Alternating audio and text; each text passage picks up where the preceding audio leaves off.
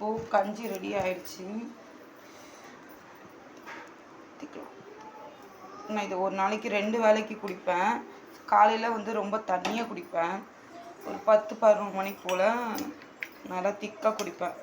ஏன்னா டீ பதிலாக இதை எடுக்கிறோம். சாயங்காலம் ஒரு வேளை மட்டும்தான் நான் டீ குடிப்பேனே. இந்த கஞ்சி பவுடர் இல்லாததுனால 2 வேளை டீ ஆன மாதிரி ஆயிடுச்சு.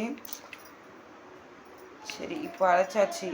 உங்களுக்கு வேணும்னா நீங்கள் நம்ம 8838934241க்கு மெசேஜ் பண்ணி உங்கள் வீடு தேடி கொரியர் மூலயமாவே வரும். இந்த ஆர்டருக்கு நீங்கள் சப்போர்ட் பண்ணுங்கள்.